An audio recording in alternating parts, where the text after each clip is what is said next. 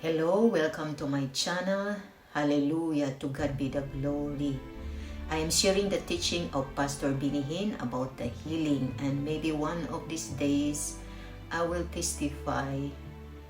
I will make a video how God healed me. To God be the glory. I'm already making a video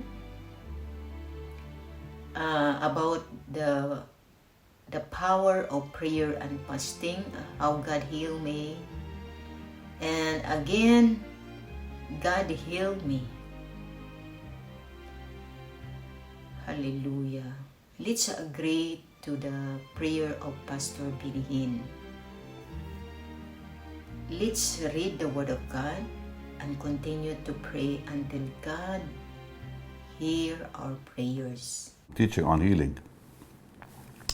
Healing in the atonement. Oh, this is so precious. It's so precious. You're going to love this. The word of the Lord is life-changing. I mean life-changing. And to Him be the glory. Oh, let's pray and thank the Lord for His mercy. Lord, I thank you today for your mercy. Oh, how we thank you for your mercy. Thank you for your blessed word, Lord. I pray that you will minister your word today with such power to your people. For your glory and honor, in Jesus' name. And God's people said amen and amen. All right, let's go to Romans chapter 5. Romans chapter 5. As I begin teaching on is healing in the atonement, I want to prove to you there's healing in the atonement. So when you partake of communion, expect healing to happen. If there's anyone watching me who is sick, begin taking communion and do it according to the scriptures, which we're going to talk about today, tomorrow. All right, wherefore, as by one man sin entered into the world, and death by sin, I'm reading Romans 5 verse 12, and so death passed upon all men, for that all have sinned. So here we see by one man sin entered into the world, and death, meaning disease now, and death by sin. So it's clear that sickness entered into the world by the sin of Adam. When Adam sinned, sin and sickness came into the world. So its only remedy must be found then in the redemption of Christ Jesus. So since sin entered into the world by Adam's fall, the only way we can receive righteousness and healing is by accepting the redemptive work of the Lord Jesus. And we see here very clearly that disease is a part of the curse, because it says so. Wherefore, as by one man sin entered into the world, and death by sin, and death by sin, so death passed upon all men, for all have sinned. Quite simple. So here we see disease is a part of the fall, a part of the curse. So its true remedy then is the cross. Let's go to 2 Corinthians. I'm going to read chapter 4 and verse 10. Always bearing about in the body the dying of the Lord Jesus, that the life also of Jesus might be made manifest. This is healing. Might be made manifest in our body. For we which live are always delivered unto death for Jesus' sake, meaning dying to the flesh, dying to the world, that the life also of Jesus might be made manifest in our mortal flesh. This is a very powerful verse about healing. This says when we die to the world, when we die to the flesh, when we die to the things of the world, that's when healing comes. When did healing come to Israel? It came when they left Egypt. when they left the world. So healing comes our way when we leave the world. Did you hear that, Chad? One more time, sir. Okay, I'm going to say it again. When people are living in the world, they cannot be healed. In other words, if they live controlled by the world. Did you get that now? Of course. Okay, so they left Egypt and they were healed. So Egypt is symbolic of what? The system of the world we live in. So no one can be healed living in Egypt or living in the world. And I don't mean physically living in the world. I mean where the world controls that individual. We are to die to the things of what? The flesh, the old life, the old man, the world. We're not to allow the world to have any part of us, because we are in the world, not of the world. Meaning we have to separate from the world completely. We're still in it, that's what the Lord said, but we're not of the world. So any Christian who's still connected to the world, he's of the world, he's always connected to the things happening all around him. He's so interested and he's ignoring his Bible or her Bible, ignoring going to church, ignoring the graces of the Christian life. Well, how can they stay healed? Or how can they be healed? So healing belongs outside the world, not in the world. And that's what it says here.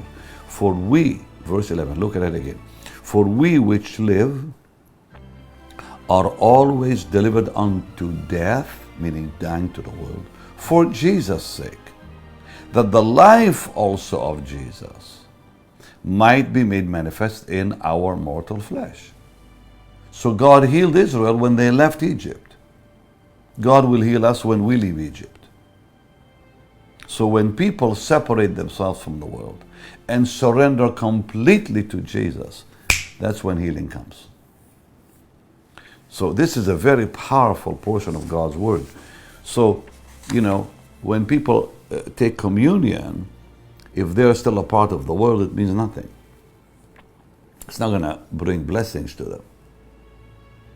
We have to come out. What did God say? Come out from among them and be separate, says the Lord. Then I will receive you. Then I will receive you. What fellowship has light with darkness? What fellowship has Christ with Belial? None. None. That's what the question is in the Holy Word of God. What fellowship do we have with Him? Nothing. So let's quit that. Let's come out of the world, and healing will come our way very quickly. And may I add, I feel this by the Lord. Sometimes disease stays because of objects in people's homes, like demonic objects. Remember Hinn, who brought the demonic into the camp, and it brought a curse on the whole nation. So sometimes healing will not come our way if there's things in our home that represent Satan or represent the world. I'm just giving you I'm giving you the Bible because I love you. So to have, emblems and pictures and statues of things to do with the demonic, that's not in the Word of God. That's forbidden by the Word of God, because it brings a curse, because it says, lest you be cursed like it, So you can't be healed if there's these things. But I believe that God Almighty is going to show you clearly, before the coming of the Lord, we are going to see a healing move like we have never seen in 2,000 years. So now let's begin looking at Exodus chapter 12 real quick here. This is beautiful. Because in Exodus chapter 12, God presented to Israel the work of the cross. And the Lord spake to Moses and Aaron in the land of Egypt, saying, this month will be unto the beginning of months. So they had to celebrate the Passover, and the Bible says very clearly they had to eat the lamb, apply the blood. That's communion for us. And when they did that, it says healing came to the whole nation as they ate the lamb. They ate the lamb. This is so incredibly powerful. When we take communion, now remember, first, God says, I'm going to bring you out now. So they ate while they were walking out. God's word says the dough wasn't even ready when they left. They were still cooking it. So they ate as they came out of Egypt. And we find that in the Psalms. But here it's clear it was at the Passover they were healed. Whenever we celebrate the cross, healing always follows. I just showed it to you again in 2 Corinthians, if you just missed it. I think this is so very important because, and that's why I'm repeating it. Some people sometimes sadly miss these beautiful nuggets, like in verse 10, always bearing about. 2 Corinthians 4:10, always bearing about in our body, we identify with the dying of the Lord Jesus, that the life also of Jesus might be made manifest in our body. So when we take communion, we identify with the Lord's death. That's what happened in Exodus. They identified with the death of the lamb by eating it. When they ate the lamb, they were identifying with the dying lamb, with the dead lamb, symbolically of Christ, and they applied the blood on their homes, again identifying with the death of that animal. It's the substitute for them. So when we say, Lord, I receive your broken body, I'm identifying with his broken body. When I say, Lord, I receive your blood, I'm identifying with his shed blood and his death for me in substitution, because he is our substitute. Now, the Bible says it very, very, very clearly that Jesus is our Passover.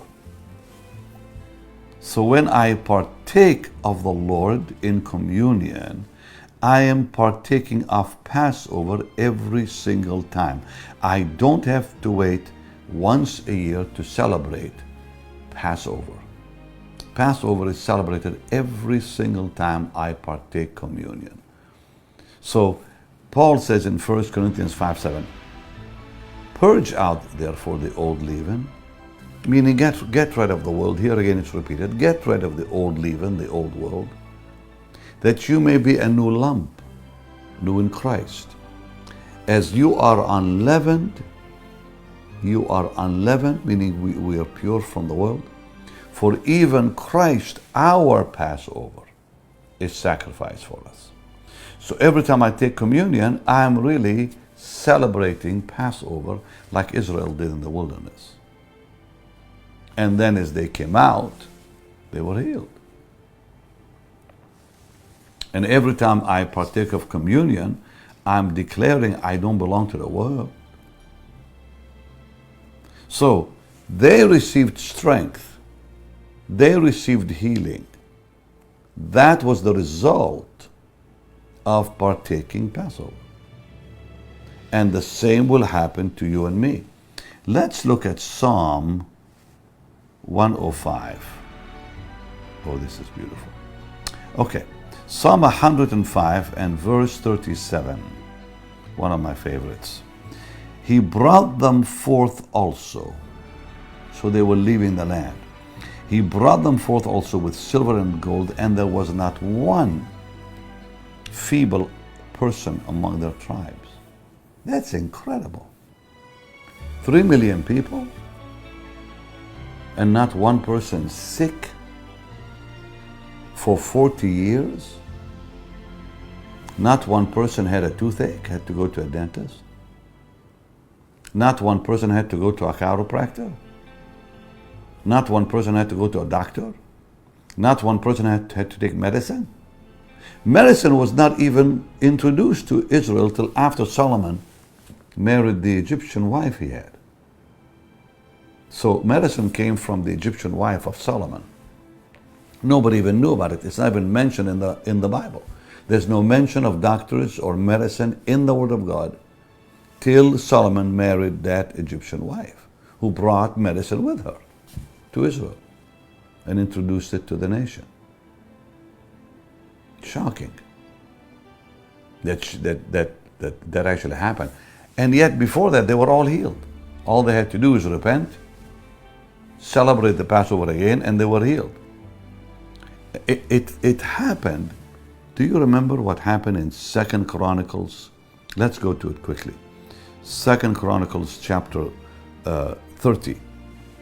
Because it says how when King Hezekiah celebrated the Passover, God healed all the people. They had not celebrated the Passover prior to that for a long time. Because Hezekiah's father was a wicked king and shut the temple and destroyed so much and put idols in the temple.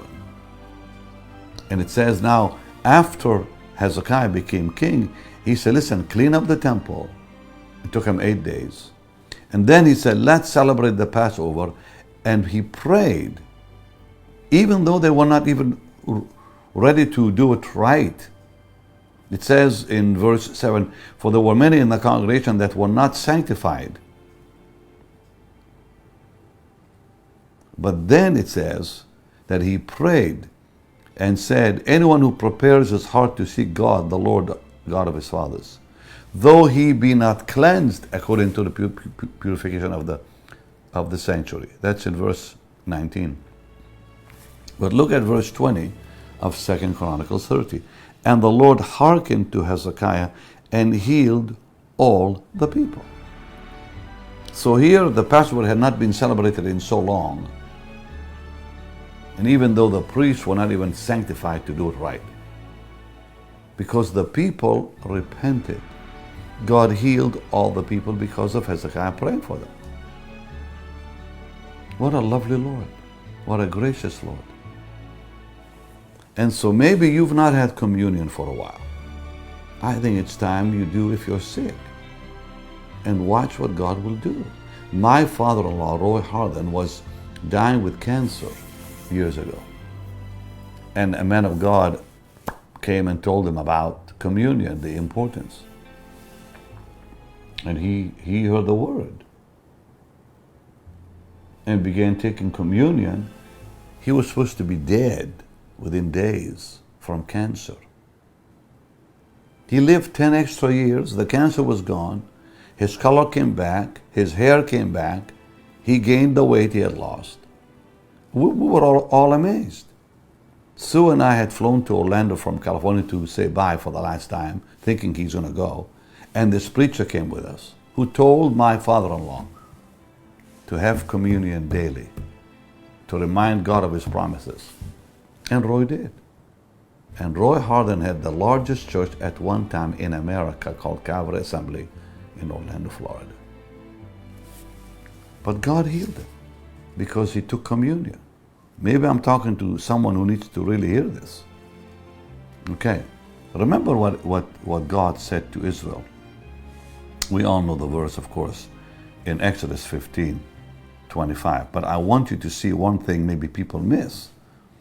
It says, Moses cried to the Lord, and the Lord showed him what? A tree. That's the cross, which when he had cast into the waters, meaning the people, when the people identified with the cross, the waters were made were made sweet. They were healed. The people were healed. And then the Lord there made a statute and ordinance.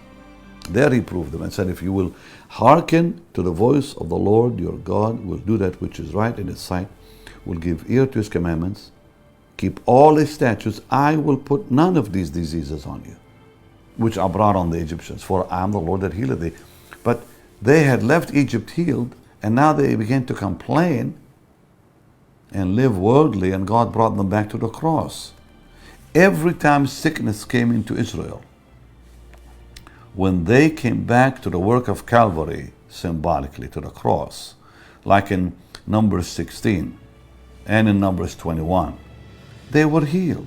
Healing always comes when the cross is presented or represented again, or introduced again. And Moses said to Aaron, Numbers 16:46, take a censer. They had sinned against God. He said, take a censer, put fire in it from off the altar. Now go quickly to the congregation and make an atonement for them. There is wrath gone out from the presence of the Lord. The plague had begun. Aaron took, as Moses commanded, ran into the midst of the congregation, and the plague had begun killing people.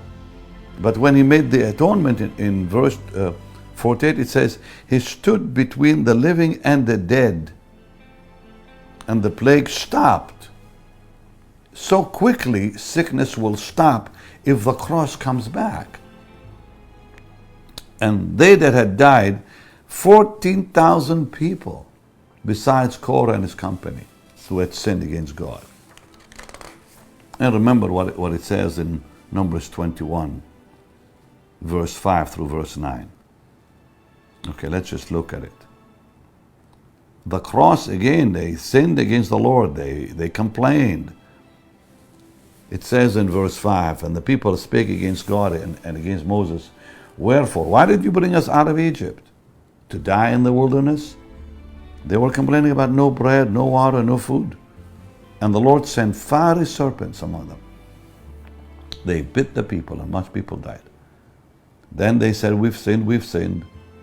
And the Lord said to Moses, make a brazen serpent, a snake out of brass, put it on a pole,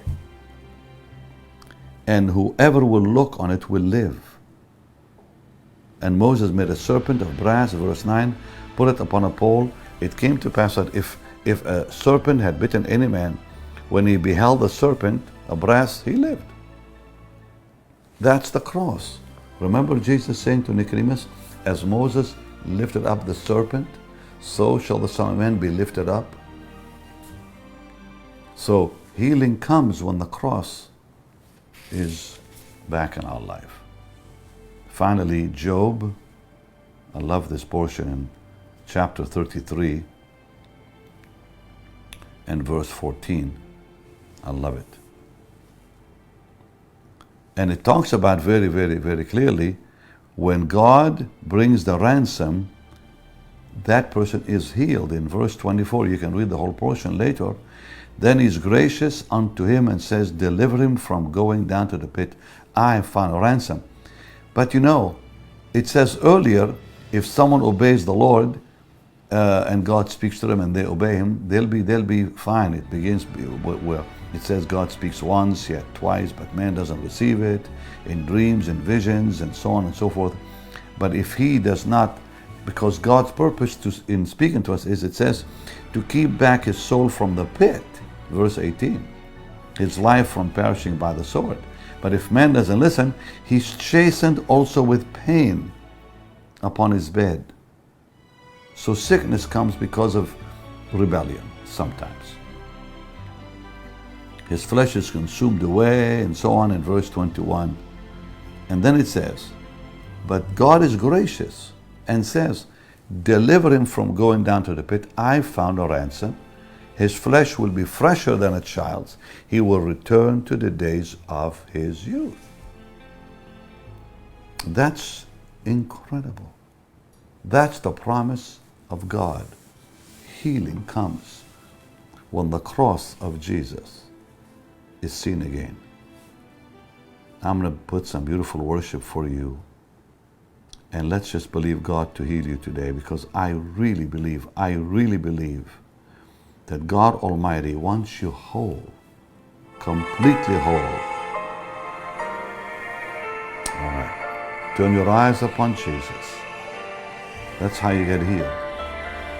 Father, we come in the name of Jesus. In the name of Jesus. And I pray for everyone, Lord, that is watching and listening, who needs a healing touch. Let your healing power flow right now, Lord. Your word declares, as they touched you, they were made whole. As many as touched him were made whole. They touched you then with their hands. Today we touch you with our hearts and our faith. We look to you, sweet Jesus, for healing. We look to you, Lord, for strength in our body. We look to you for health. Bring health and healing, Lord, right now to everyone in need, wherever they are around the world. And so I rebuke sickness. I rebuke disease. I rebuke pain in the holy name of Jesus. Be made whole, saint of God. Be made whole in his holy name. In Jesus' name, be made whole for his glory. Some of you are sensing God's blessed power. That's his precious anointing touching you. Someone with arthritis has just been healed. Thank you, Lord. Manta kural metro pialba karime. I worship you. Severe headaches have just been healed. Severe problem in someone's back. God has just healed you. I see someone with a muscle condition getting healed right now. Lord, heal your people. The Lord just showed me someone's right eye, badly infected, also healed right now. You feel the healing anointing. Just lift your hands and say, dear Jesus, touch me. Dear Jesus, heal me. I look to you and the work of the cross. I look to you and the work of Calvary. Touch me in your Lord. Quicken my body for your glory. In your holy name. Amen and amen. Be healed today. Be healed in his holy name.